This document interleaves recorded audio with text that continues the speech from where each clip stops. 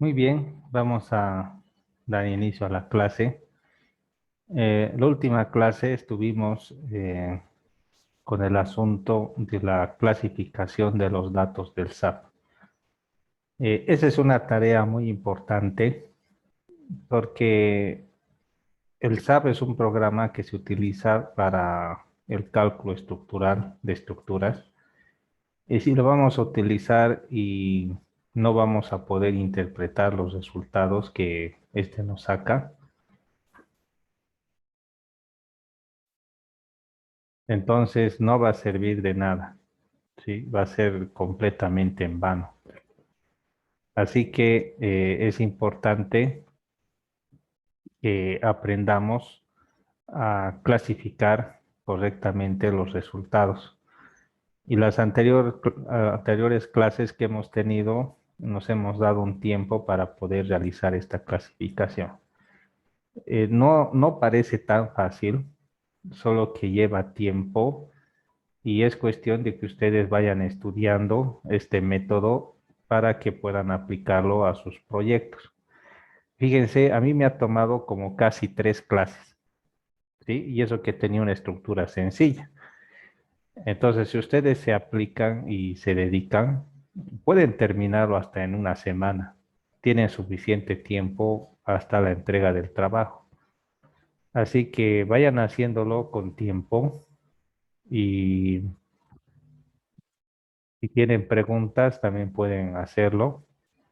Pueden preguntarme en clases o escribirme, pero con suficiente tiempo. Entonces, si hay suficiente tiempo, les voy a poder colaborar, pero si lo van a hacer a última hora, va a ser muy difícil que pueda hacer algo por ustedes, jóvenes. ¿Ya? Por otra parte, las notas están mal, ¿sí? Casi el 90% del curso no tiene nota de aprobación, ¿no? Y se debe a varias razones. Uno, su examen está mal. Dos, han entregado proyectos deficientes y eso que era algo sencillo el proyecto, ¿sí? Era algo sencillo, no era algo complicado como ahora, pero aún así no le han dado el tiempo que merecía la asignatura, lo han hecho a última hora y les ha salido mal a algunos de ustedes. Entonces, eso se refleja por quizás no han podido organizar bien el tiempo. Pero que no pase lo mismo para este segundo parcial, ¿sí? Dense tiempo y hagan un buen trabajo. Va a ser importante. Bien, antes de empezar, ¿hay alguna pregunta? ¿Algo que quieran preguntar acerca del proyecto de la segunda parte que vamos a entregar? Ahora podemos aprovechar unos minutos para conversar sobre el asunto. Una preguntita, ingeniero, acerca del proyecto. Dime, Saulo. La parte de la escalera, ingeniero, ¿lo vamos a tomar como área de losa o simplemente lo No, vamos a ignorar esa parte? no, es vacío. Ahora, en el caso de la escalera, hay un peso, pero que eso sirve como torsión en la viga que sostiene la escalera, porque la escalera viene la subida, después viene el descanso, ¿no es cierto? Y ahí es donde se apoya todo eso en la viga. Entonces, no tomen como si fuera una losa, directamente calculen la mitad del peso y pónganlo como un momento torsor en la viga. O en su defecto, para no complicarse, lo que pueden hacer es dibujar la escalera en el SAP, ¿sí? Dibujen la escalera en el SAP y el SAP le va a asignar el peso, la torsión y todo lo que corresponda, ¿no? Es otra opción. Pero para el caso de ustedes, hagan sin escalera, jóvenes, ¿ya? Para que no se compliquen en ese asunto. Pero lo correcto sería dibujar la escalera, ¿sí? Y asignar el peso que corresponde. Bueno, el SAP va a calcular, ¿no? Pero solo que hay que poner la carga viva, que en escaleras es de 400 kilogramos sobre metro cuadrado, la carga viva. Y el peso de la escalera, peso muerto, póngale el mismo de la losa alivianada, ¿sí? Y apóyenlo en la viga y el SAP se va a encargar del resto. ¿De acuerdo, Saulo? Está bien, gracias. Entonces, opción uno, no hagan nada. Déjenlo así, como si no hubiera nada. Y opción 2, si pueden, dibujen la escalera. Sí, pero no les voy a exigir la escalera. ¿De acuerdo? Bien, ¿algo más, jóvenes, que quieren preguntar?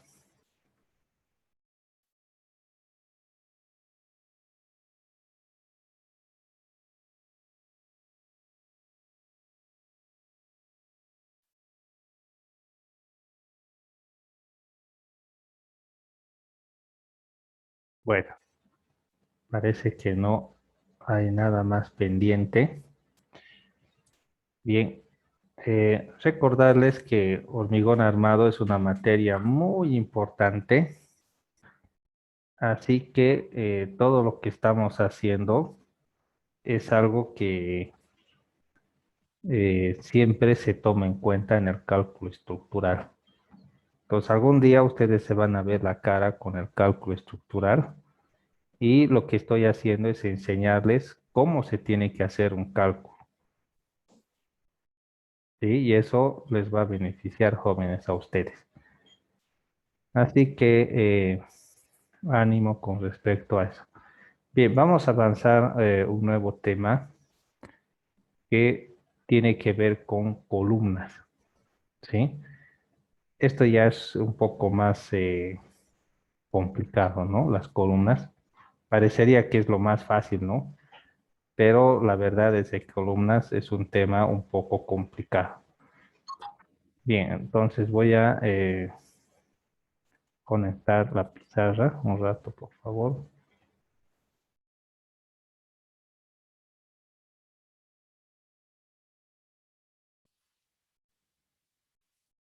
Bien, ahí tengo la pizarra electrónica y vamos a avanzar el tema de columnas.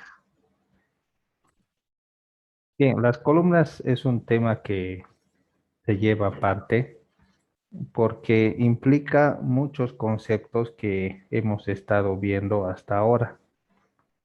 Es decir, que para poder diseñar adecuadamente las columnas, necesitamos entender lo que es la flexión. También necesitamos entender lo que son los estribos, el corte y demás. Bueno, podríamos decir que las columnas es prácticamente lo más importante eh, de una estructura, ¿no? Y tienen que ser, por ende, los elementos más seguros, ¿sí? Entonces les voy a enseñar un método correcto para poder diseñar columnas y también les voy a enseñar posteriormente un método para poder tantear las columnas, ¿sí? Entonces ese va a ser el nuevo tema que vamos a analizar, el tema de columnas. Entonces vamos a hablar acerca de las columnas. Bien, entonces podríamos decir que la columna es un elemento estructural que trabaja a, a compresión, pero debido a su ubicación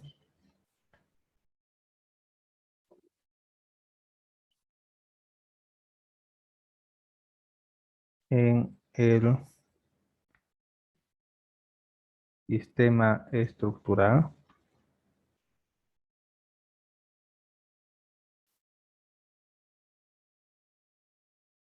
deberá también soportar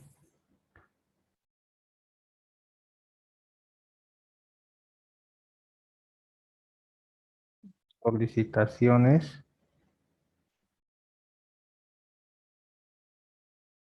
de flexión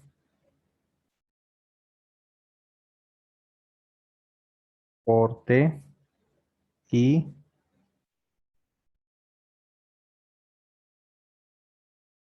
torsión. Pues hay columnas centrales, hay columnas laterales y también hay columnas de esquina. Vamos a imaginarnos esto. Entonces tengo acá esto y aquí tengo una columna.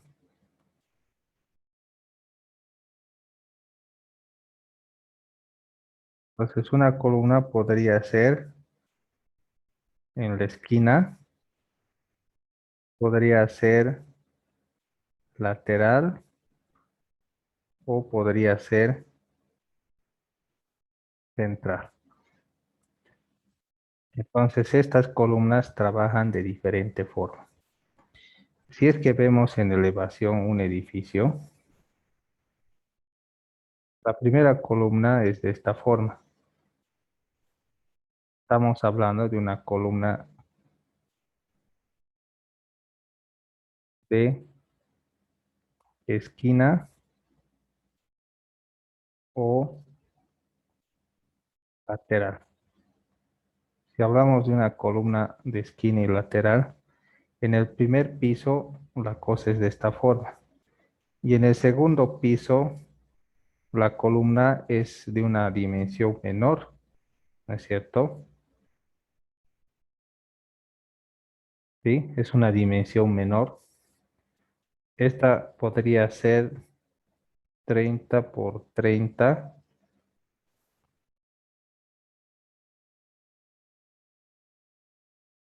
Mejor. Esta podría ser de 30 por 30. Y la del piso superior, ¿cuánto podría ser? ¿Qué dimensión? 25 por 30, ¿no? O al final 25 por 25. Pero siempre a medida que se va subiendo en pisos, las columnas también van disminuyendo, ¿no es cierto? ¿Para dónde voy a ubicar esta columna? Voy a ubicar en el eje, ahí, o voy a ubicar aquí. ¿Qué dirían ustedes? Ahí se coloca la columna o se coloca en el eje. Está bien ahí. Eso, porque nunca se coloca en el eje, ¿no? Si colocar en el eje, ¿se imaginan cómo va a salir la construcción? No va a salir bien, ¿no? Pero el hecho de que coloque la columna de esta forma, eso significa que el eje que está aquí, que está mandando esta columna,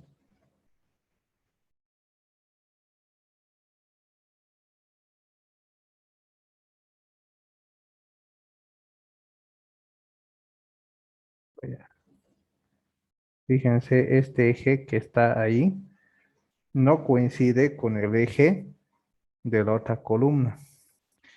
Y esto ocasiona de que la columna de aquí abajo o se genere un momento, ¿sí? Entonces esta columna está trabajando a flexocompresión debido a la influencia de la columna que tenemos aquí arriba. ¿Entienden? Entonces esta columna ocasiona flexión por el hecho de que está desplazada.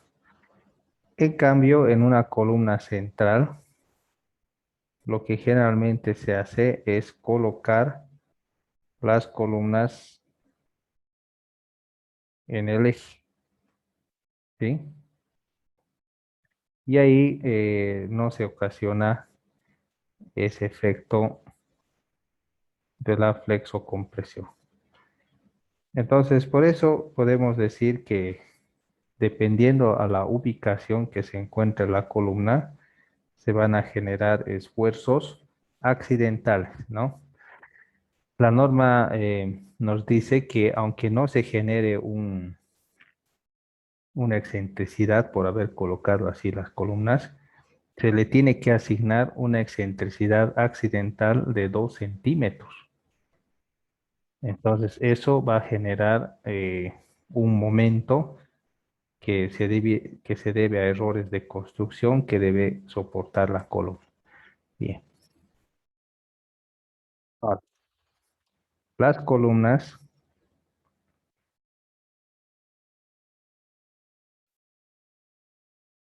llegan a la falla debido a 3 casos, ¿sí? Primero, se debe a la influencia del acero en la cara de tensión. Es decir, que cuando se genera este momento y vemos cómo está la columna, aquí están los fierros, una parte de la columna trabaja,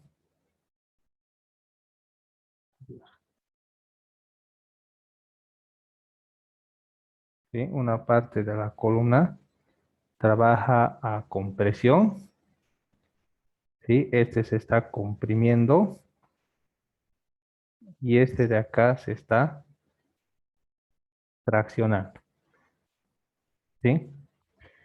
Entonces, cuando esto se tracciona demasiado, este acero de acá puede empezar a fluir y eso ya es una falla de la columna. Eso significa este primer caso. También puede ser por aplastamiento del concreto en la cara de compresión. Entonces, en esta cara de compresión, el concreto se aplasta antes que el acero y eso ocasiona una falla. Y por último, puede deberse al pandeo. ¿Cómo se imaginan el efecto de pandeo en una columna? ¿Qué opinan ustedes? El pandeo.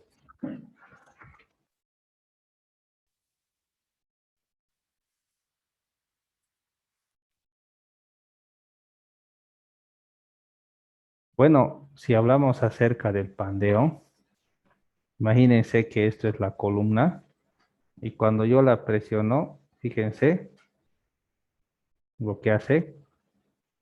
A ese comportamiento se lo llama pandeo. Entonces, ¿cuándo se puede dar lugar el pandeo en una columna? Debido a sus... Cuando hay sobrepeso No, en las losas. no. Cuando hay sobrepeso, Brian, hay aplastamiento del concreto. Pero el pandeo en esta regla se da. ¿Por qué se da tan fácil en esta regla el pandeo? Geométricamente, ¿cómo es esta regla? ¿Mm? Rectangular en que casi, o plano. Bien, es esbelta, ¿sí? Esbelta. ¿Se acuerdan de maderas, la esbeltez? Entonces, esto es un elemento muy esbelto. Entonces, como es muy esbelto, el pandeo es rápido. Pero si tengo esto, que es un elemento más rígido, entonces esto ya va a aguantar más carga todavía antes de pandear. Entonces, podemos decir de que el pandeo se da por condiciones geométricas, no por tanto la carga Braya, ¿no? Entonces, las condiciones geométricas definen el pandeo. Entonces, aquí también, al igual que habíamos visto en maderas, hay columnas cortas, intermedias y largas. Pero no es lo mismo que calcular columnas de madera, porque el hormigón es un elemento no homogéneo, sino más bien heterogéneo y el cálculo es complicado. Así que en este curso solamente nos vamos a concentrar en columnas cortas. Entonces, columnas intermedias y largas ya es un tema de maestría. No lo vamos a tocar en este curso. Pero lo que sí es cierto es que las columnas intermedias y largas aguantan menos que una columna corta. Bien, vamos a definir algunos conceptos que vamos a utilizar. Primero, el centroide plástico.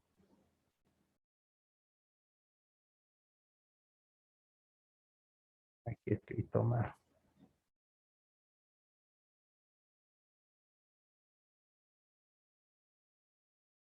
El centroide plástico. Entonces vamos a definir lo que es el centroide plástico. El centroide plástico, podríamos decir que es el punto en la sección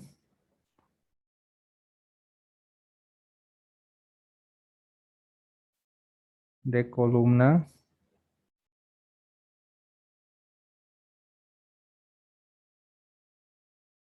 donde la fuerza axial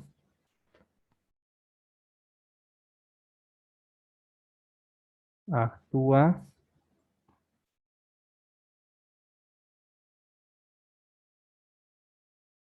produciendo en toda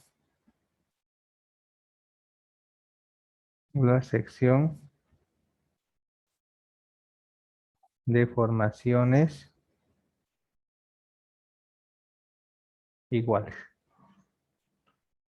Básicamente un punto donde todas las deformaciones son iguales. Es como un centro de gravedad.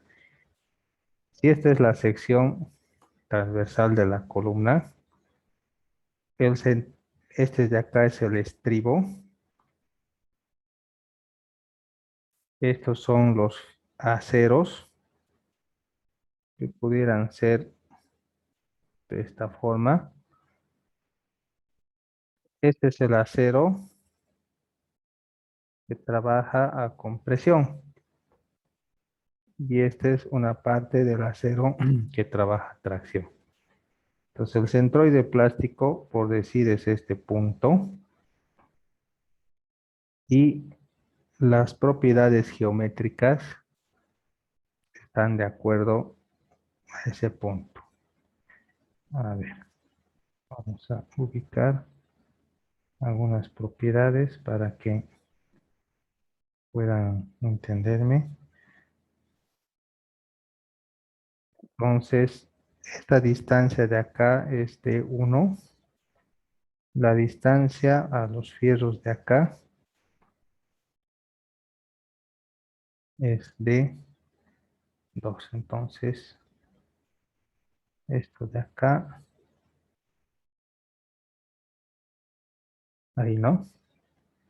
De 1, de 2. Esta distancia hasta acá es y sub 0, la profundidad al centroide plástico. Y finalmente,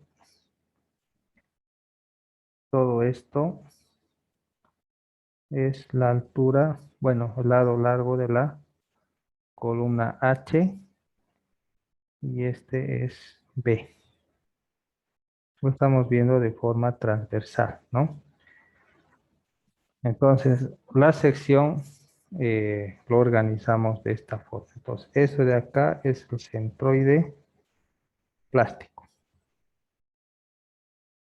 ¿sí? El centroide plástico, esa distancia del centroide plástico se puede calcular y está en base a la resistencia del concreto. AG es el área bruta por 0,85 por F'C por H medios más A'S por Fy por D1 más AS2 por Fy por D2 dividido entre AG por 0,85 por F'C más A'S por Fy más AS2 por Fy. Este valor de AG es la base por la altura. Entonces a esto se le conoce como el área de la sección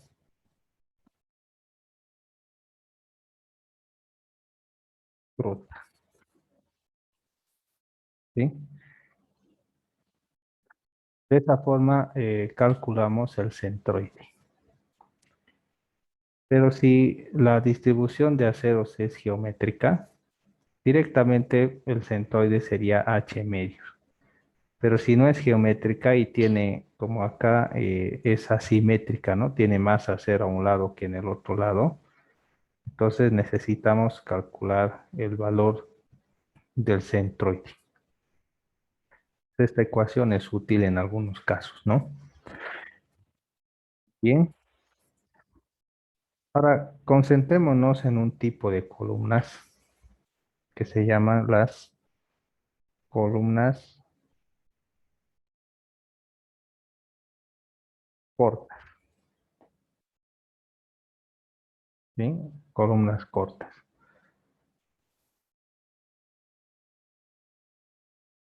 Una regla general de las columnas cortas es de que una columna corta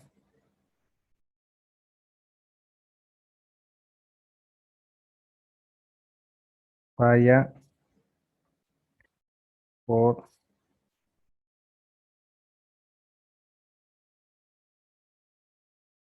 aplastamiento del concreto. Entonces no falla por pandeo ni por tensión del acero, ¿no? Las columnas cortas por lo general fallan por aplastamiento del concreto. Entonces todo lo que tiene que ver con los efectos del pandeo están descartados, ¿sí? Bien, para poder verificar una columna corta, el valor de lambda, que es la esbeltez, es igual a un valor K, que es un coeficiente de rigidez, por una longitud, ¿sí? Por la longitud de la columna, dividido entre el radio de giro. eso tiene que ser menor a 22. Entonces, si se cumple esto, estamos hablando que es una columna corta. O sea que básicamente la esbeltez depende de las propiedades geométricas, no tanto de la carga, sino de las propiedades geométricas. Este valor de K, eh, antes, este valor de R, que es el radio de giro, se puede tomar un valor conservador de 0,30 por H, ¿sí? Esto por motivos prácticos. Y así hacemos más fácil. Y LU es la longitud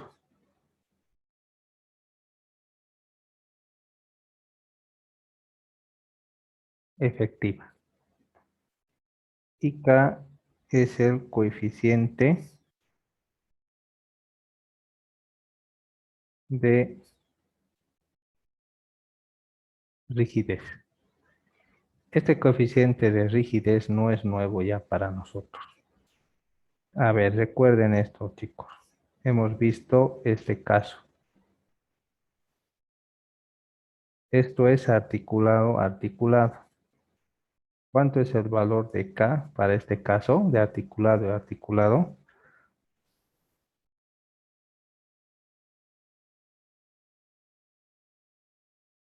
¿Recuerdan?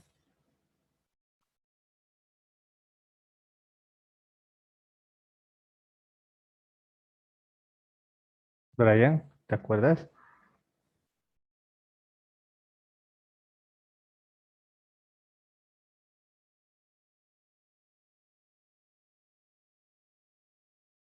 Vladimir. 1.2 creo que. 1, jóvenes. El pandeo de esto es de esta forma, ¿sí? Entonces, para esto, K por LU. Y el LU es la longitud efectiva, que sería todo esto, ¿no? Ahora, imagínense este otro caso. Aquí tengo empotrado y aquí empotrado. ¿Cuánto es el valor de K para esto? Más o menos.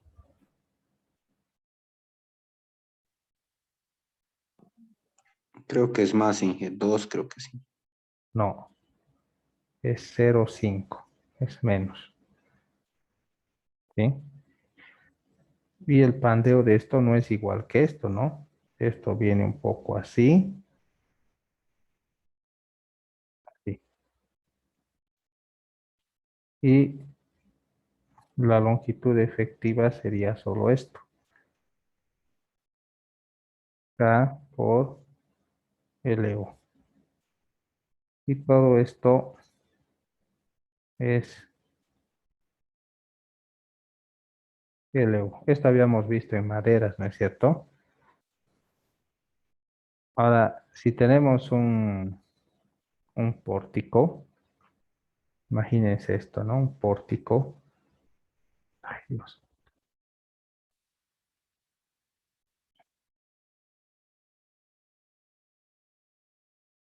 Donde está parcialmente arrostrado.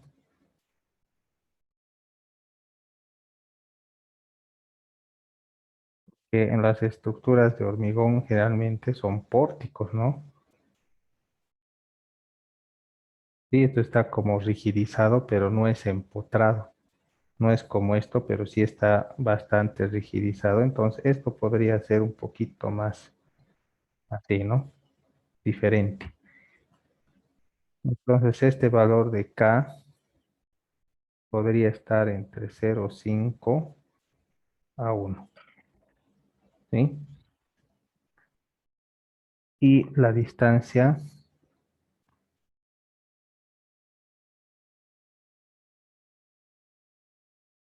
A por LU. Y LU sería todo esto, ¿no?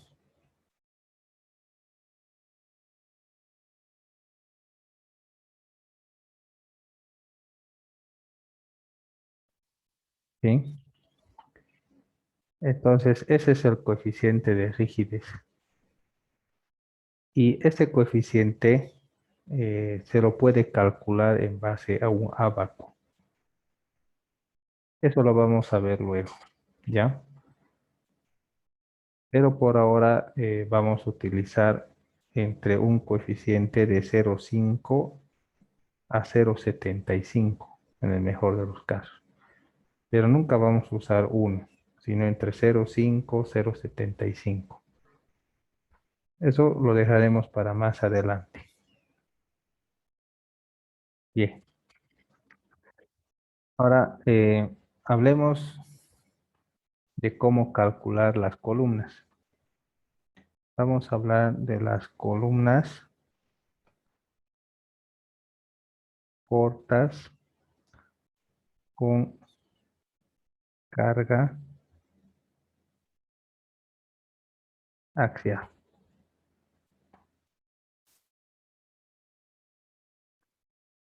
Entonces digo que la resistencia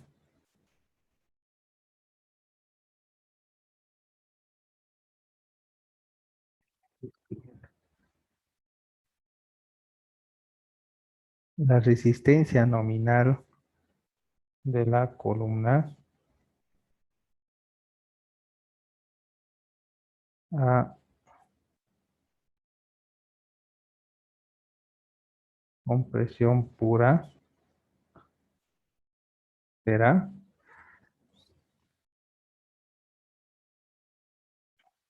P sub 0, 0,85 por F'C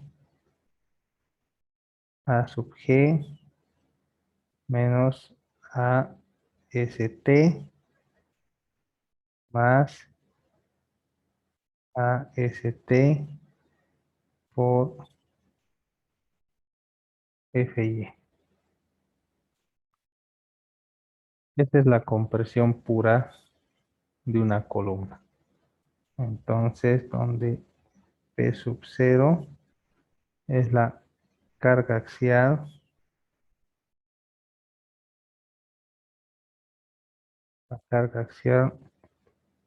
de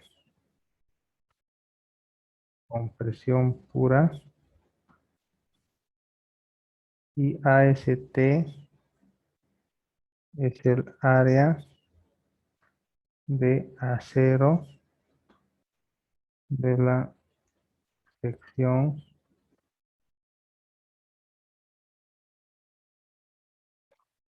transversal.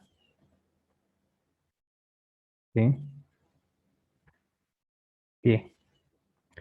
Ahora, la norma nos dice que tenemos que tomar en cuenta una excentricidad accidental. Eso porque nunca se construyen las columnas sobre el eje. Siempre hay una pequeña variación. Entonces, podemos decir que tomamos en cuenta la excentricidad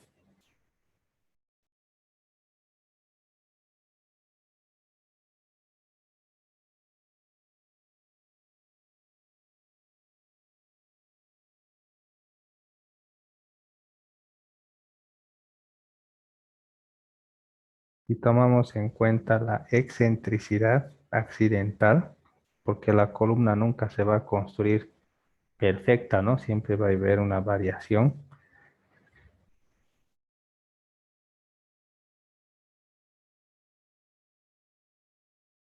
Si la columna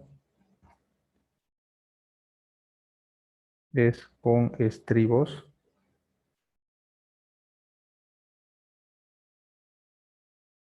El P nominal, fíjense, es por 0,8 por 0,85 por F'C por AG menos AST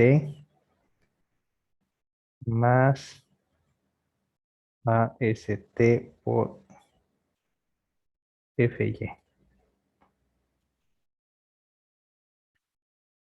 Esta ecuación toma en cuenta la carga pura cuando la columna es estribada, tiene estribos. Pero toma en cuenta la excentricidad accidental, que se puede hacer por errores de constructivos. ¿Alguna vez han visto cómo se replantea la columna del piso superior? Cuando se ha vaciado la losa y se quiere replantear, ¿cómo se hace? ¿Alguien sabe? ¿Han visto?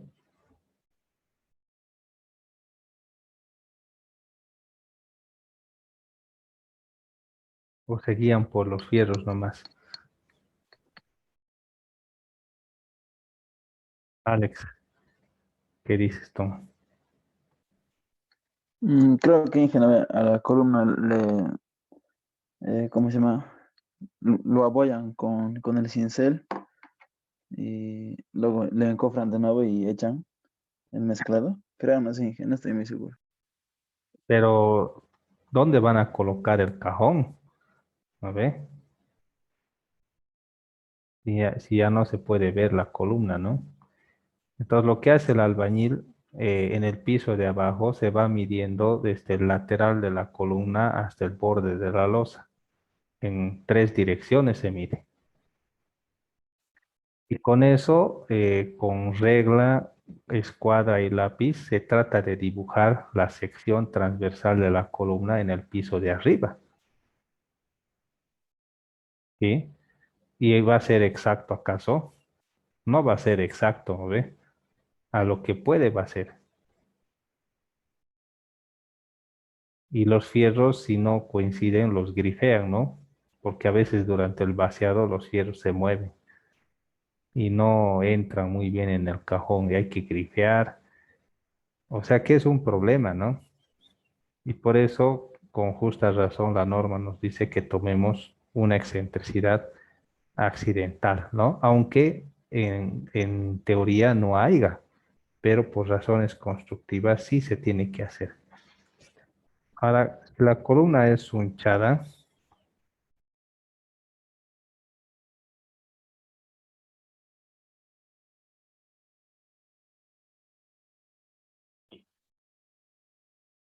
El P nominal es 0,85 por 0,85 F'C AG menos AST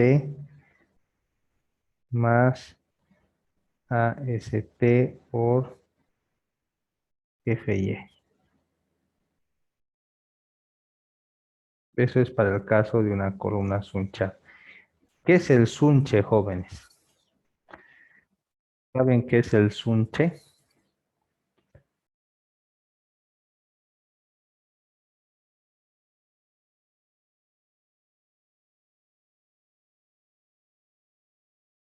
¿Qué entienden por el sunche?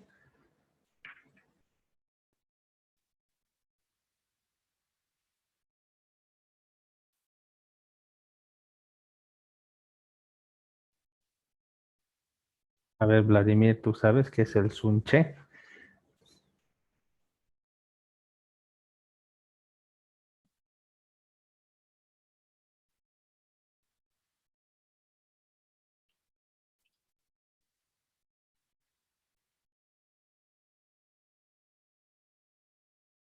¿Mm?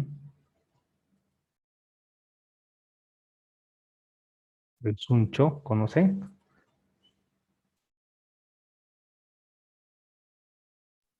La planta es un Inge.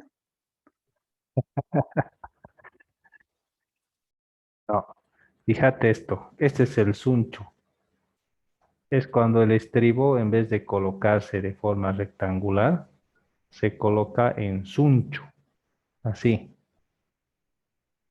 o sea, en forma de espiral, y generalmente son columnas circulares, ¿sí? Entonces, a esa forma de colocar en espiral se llama suncho, ¿sí? Entonces,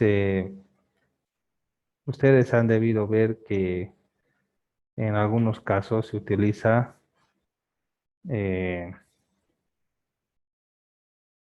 columnas circulares, ¿sí? ¿Han visto? Sí, hemos Entonces, visto. esas columnas circulares no se coloca estribo, se coloca suncho. Y cuando tienes suncho, pues va variando un poco la capacidad que tiene la columna de soportar carga. Este valor de Pn es la carga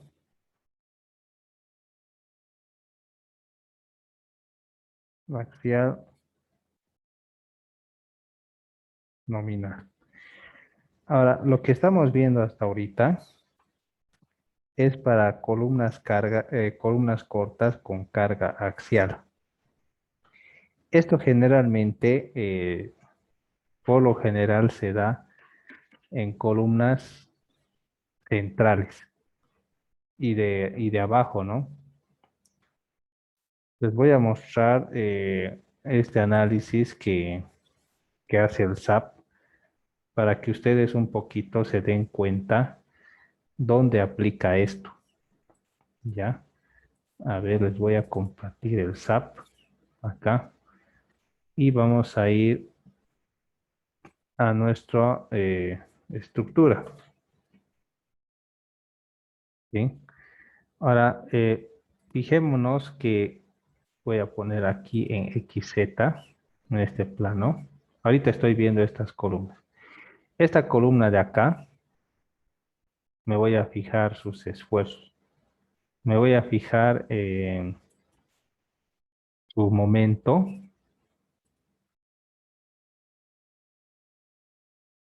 Y voy a ver su momento. A ver un ratito. No hay momento. Aquí. Ya, pero aquí tendría que ver su momento. Sí, esto. Si se fijan en esto, jóvenes,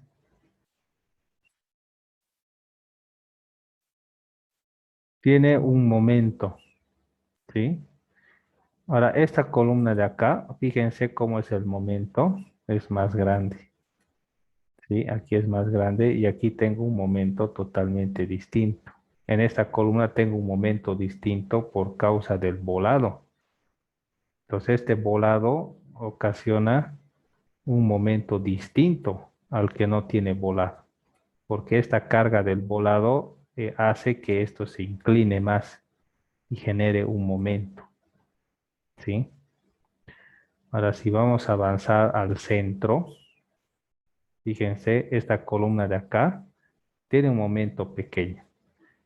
Pero estas de acá, debido a la escalera y demás, tienen otros momentos más grandes, ¿sí?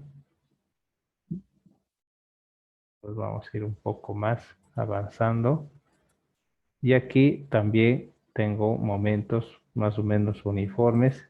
Y cuando voy acá también tengo momentos diferentes. Ahora, si me fijo en este caso, ahora la fuerza axial, fíjense, los valores de la fuerza axial son impresionantes, solo que está muy, no está bien esto, lo voy a arreglar. Ujú.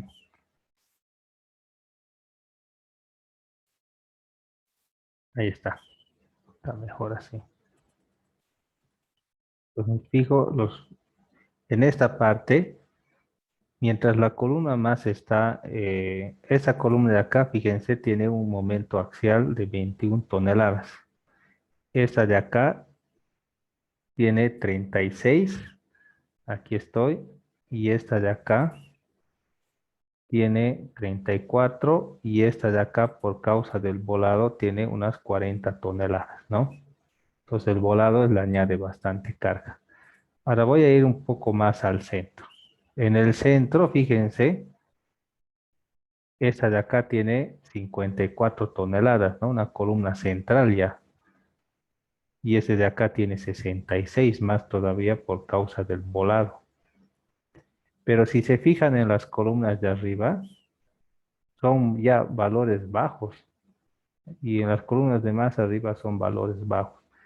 Entonces, en las columnas de abajo, como se ve, predomina el esfuerzo axial. Si vemos los momentos,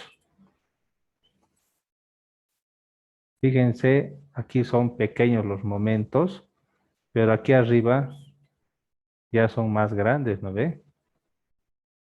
Ya van creciendo los momentos. Fíjense, hay momentos más grandes y aquí son apenas pequeños momentos y aquí son mucho más grandes. Entonces las columnas de abajo son más susceptibles a los momentos y las columnas de arriba, perdón, las columnas de arriba son más susceptibles a los momentos y las columnas de abajo no. Fíjense, el momento en 2, 2 no existe acá, ¿no? ¿Ok? Solamente tengo momentos en 3, 3, ¿no? Fíjense, los momentos son pequeños, pero acá arriba son más grandes y acá arriba son más grandes todavía. Entonces en las columnas de abajo casi no hay momentos. Miren, aquí no se ve nada. Aquí hay un pequeño momento, pero es debido a los volados, ¿no? Pero aquí arriba ya se ven momentos. Aquí también lo mismo y aquí abajo casi no hay momentos. Pero solamente ahí abajo, fíjense, la fuerza axial es más grande que arriba. ¿Sí? Más grande, más grande.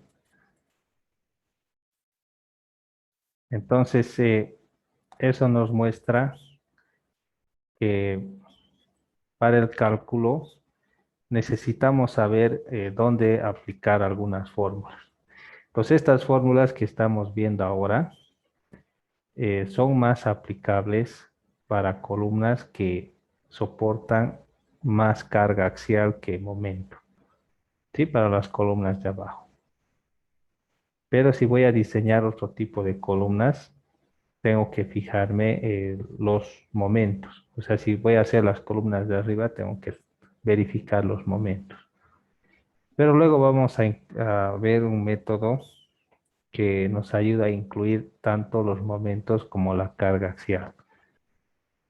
Entonces todavía nos falta bastante por recorrer en cuanto a este asunto de columnas, ¿sí? Tenemos todavía mucho que hacer.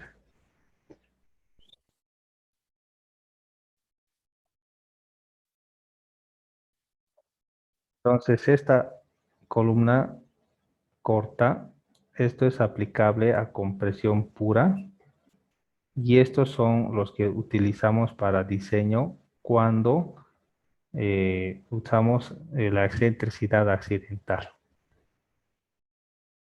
Entonces, este 0,8 es una excentricidad accidental para estribos y el sunche es 0,85. Entonces, esto podríamos utilizar si es que el esfuerzo de flexión no es tan importante, sino que es más importante eh, la compresión. Muy bien, jóvenes. Ahora podemos sacar una evidencia. A ver, prendan sus cámaras.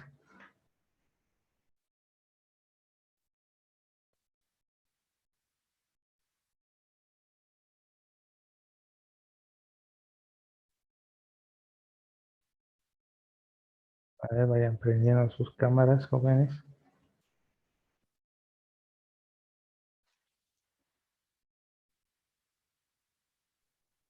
Y una preguntita. Dime, Brian. ¿Qué pasa, digamos, Inge, si arman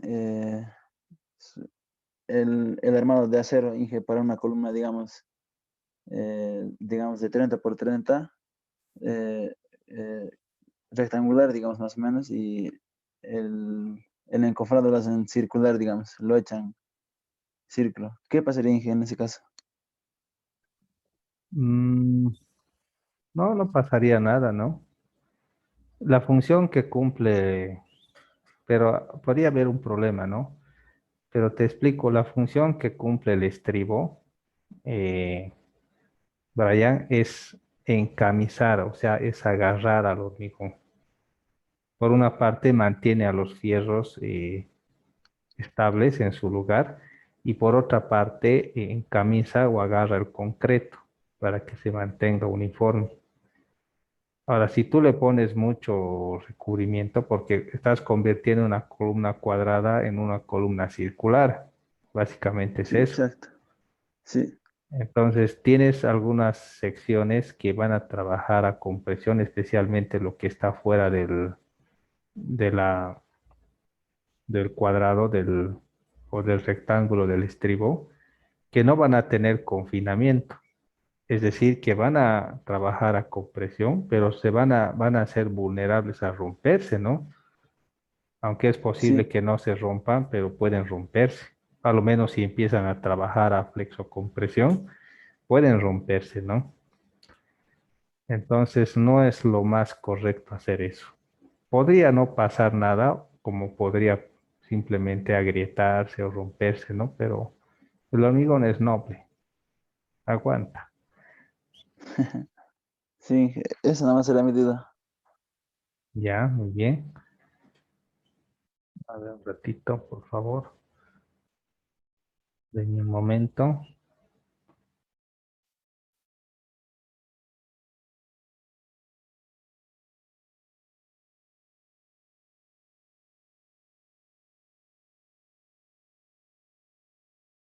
¿Tienen alguna otra pregunta más, jóvenes?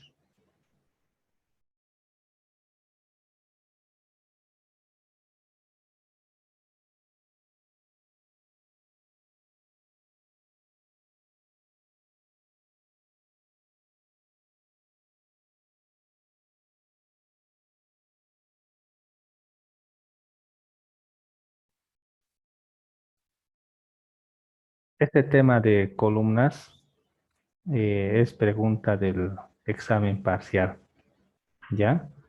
Entonces no se preocupen mucho por torsión, pero sí en columnas. Es pregunta segura, ¿ya? Así que vayan estudiándolo y poniéndole interés a este asunto, porque va a entrar con seguridad en el examen, ¿sí? Así que tomen sus previsiones, jóvenes. Les estoy avisando ya con anticipación. Bien, ¿hay algo más antes de cerrar?